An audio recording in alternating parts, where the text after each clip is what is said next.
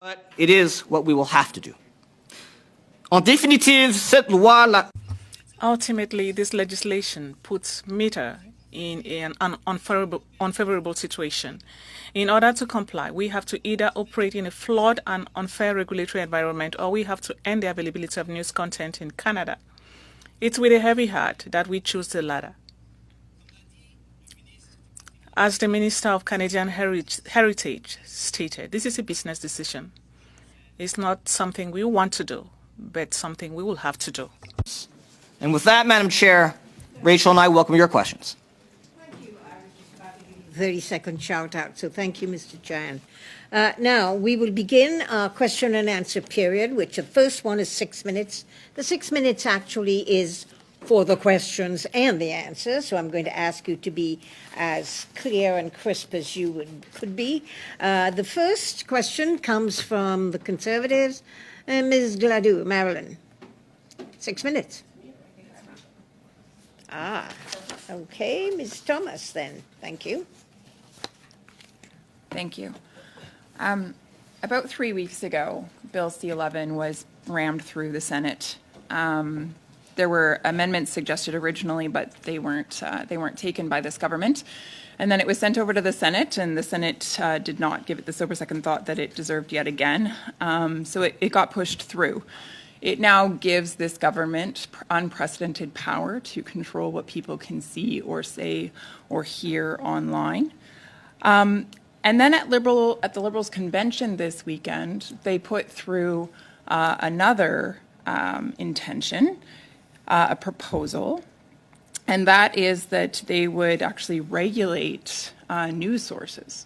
So basically, the state would have to approve a journalist's news source. And if the government gives that news source a stamp of approval, then that article can be published. And if the government, through the CRTC, I would imagine, doesn't give that stamp of approval, then of course that article would not be publishable.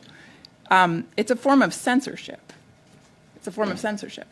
Now, what's interesting is that a journalist, Paul Wells, who traditionally is very liberal, very, very much inside the pockets of the Liberals, he wrote an article on Friday outlining what's happening here. And he said this. He said, "It is impossible for any government to subsidize journalism without deciding at some early point to exercise its prerogative as an owner." What's interesting is that this government has funded the media to the tune of about $600 million. And so as the owner of much of the media here in Canada, now of course there are many fantastic independent sources and alternative sources of media, but the mainstream tends to be largely owned by the government because they're the ones that are keeping them afloat or propping them up with this massive amount of grant money. Now, it would appear, based on their convention, that the Liberals are looking to cash in on this. They're looking to exert their power. Some might call it bullying. In fact, I believe that is how many members of this committee have referred to it, when power is misused. It's called bullying. Point of order, Madam Chair. Yes, Mr. Biddle. I don't expect a question in the near future. I just want to clarify that things that are passed at a convention aren't government policy. Those are things by members, and just clarify for people who are listening at home. Thank you, Mr. Biddle. Continue, Ms. Thomas. I believe that was debate.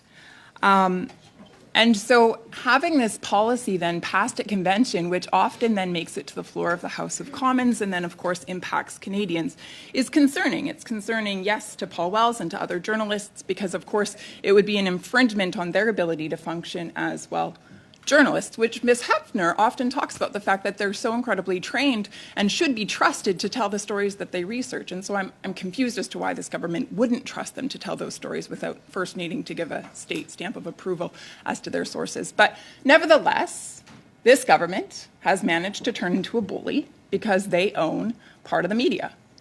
In the same way, Facebook is being put in a position where, or Meta is being put in a position where they will have to enter into contracts, monetary contracts with news sources, which then gives Facebook or Meta an incredible amount of power as well. And it would appear then that they are also using that power to make decisions that have a detrimental impact on Canadians. So I actually see two peas in a pod. I see two sources of tremendous power dictating to Canadians what's going to happen in terms of access to news. I'm curious as to what you would make of that. Thank you. Thank you for the question, Ms. Thomas. Look, we have always, part of our concerns with the Online News Act, with Bill C-18, is the fact that it ties the fate and the fortunes of the Canadian news sector to the fortunes of two American technology companies. And we think that's one of the major flaws, in fact, with the legislation, as you've stated, that it makes the news sector almost entirely dependent on foreign technology companies. So that is one of the points of concern that we have with this piece of legislation. I guess I just need some further help, though, knowing why is it in the fate of these, why is it in the hands of these two giants? Yeah, thank you for the question, Ms. Thomas. That is the way the legislation is drafted, and that's certainly what the minister has indicated also, that this legislation is intended to apply to two American technology companies, to Google and to Meta. Now, I understand there may be some room to scope in other platforms or other technology companies, but for now, very clearly it's directed at Google and at Meta. Now, it's my understanding that you've entered into several agreements already. Does Meta intend to uphold those agreements or pull from them? Well, ma'am, I don't know that we have an answer for that. Of course, it depends on what the framework for C-18 will ultimately be. And so we have to understand what is scoped in within C-18 to understand what can and cannot be ultimately on the platform from a news content point of view. So I'm curious then, for Facebook to continue to carry news and to continue forward with these deals that have been sprung, I think it's 14 or something like that, I'm wondering then, what is required? What is required in terms of legislative change? I mean, right now, Bill C-18 is in the Senate. It's possible to have amendments made. What should those amendments be? Thank you, Ms. Thomas. So we have proposed a list of amendments both to this committee and to the Senate. Sorry, Madam Chair? You speak through the chair, thank you. Oh, I'm sorry, Madam Chair. Yes, we have proposed a list of amendments to this committee and to the Senate committee looking at the bill. One of the primary concerns we have with the bill and amendments we have proposed is to scope out what we call publisher-posted content. So content that's posted voluntarily by news publishers, whether in written text format, in the form of hyperlinks, or audio-visual content to our platforms. And if that were scoped out of the Act, if publisher-posted content were removed from the scope of the Act, we think it would make it a much better piece of legislation. So that is one of the primary amendments we've proposed. Thank you. Thank you. Now I go to the Liberals. Anthony Housefather, please. Anthony, 6 minutes.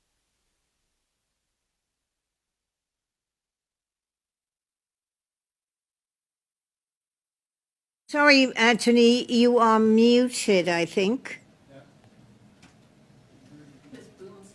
We can't hear you. At least I can't hear you.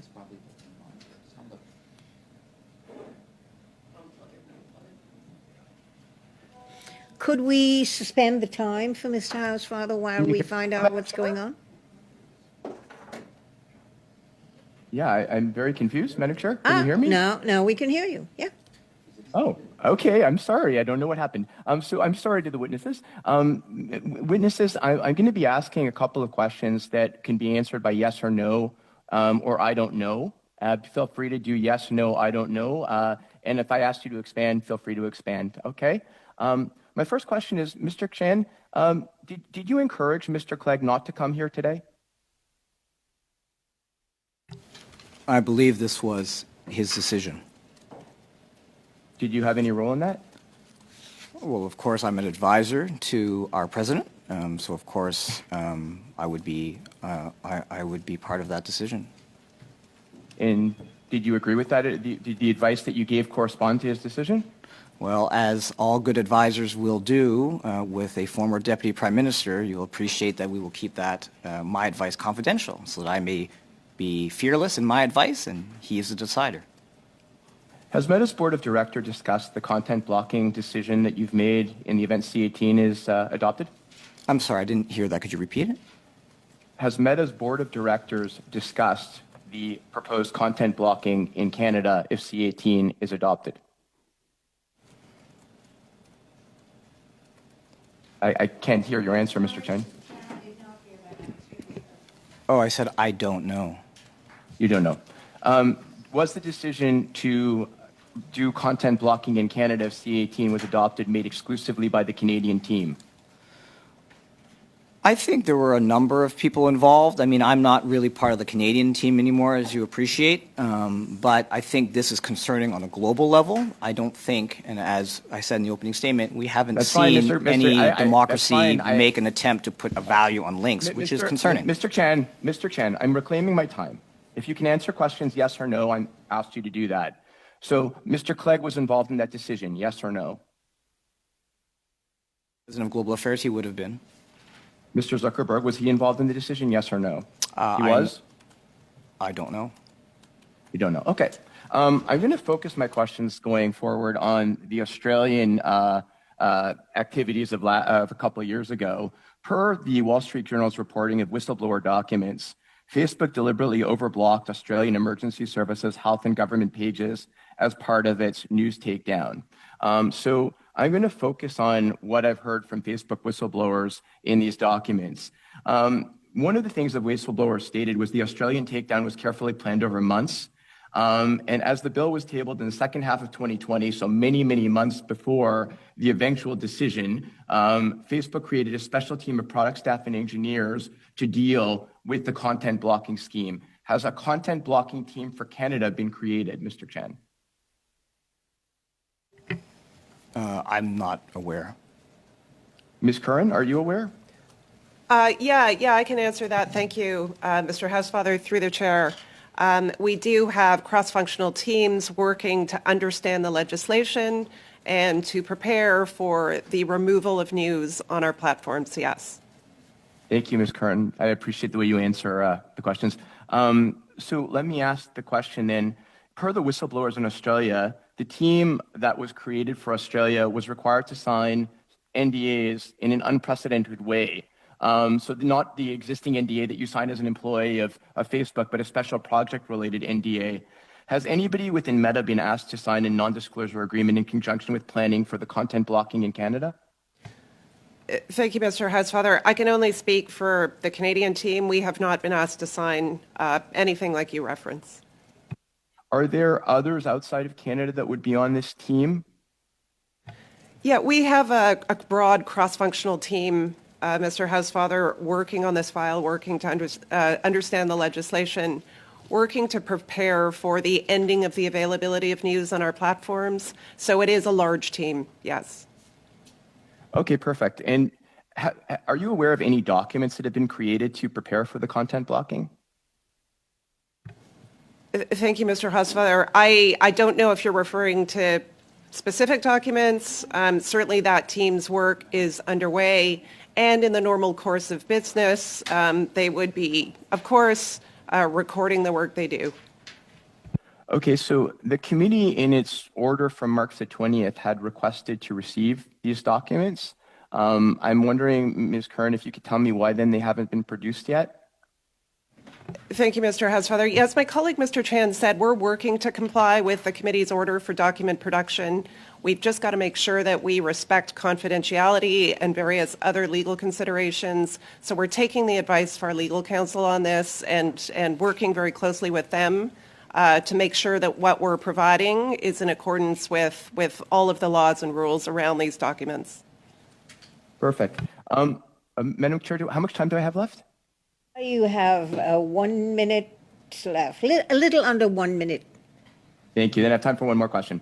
Whistleblowers disclosed multiple company documents in the United States to the United States Department of Justice. As part of a deck, one slide called Product Readiness Timeline states, ideal takedown timing is after legislation has been passed by Senate, but before it receives royal assent. This is, again, the Australian example. The same deck shows that takedown plans needed to be ready for February 5th, a week before Facebook expected earliest passage of the bill. Ms. Curran, that would seem to indicate that takedown was essentially to maximize negotiating leverage in Australia. Is the Canadian model similar, or is the threat similar to what was happening in Australia? to maximize negotiating leverage, or is it different? Thank you, Mr. Housefather. I can confirm that, look, the way Australia unfolded was not ideal. There were some technical errors made in the way that we removed news from our platform. We fully intend that those errors will not be made in the Canadian context, and we're preparing very carefully to ensure that that's the case. We're going to make sure that we're fully transparent with Canadians, with parliamentarians, as we move towards news removal, if we're forced to do that.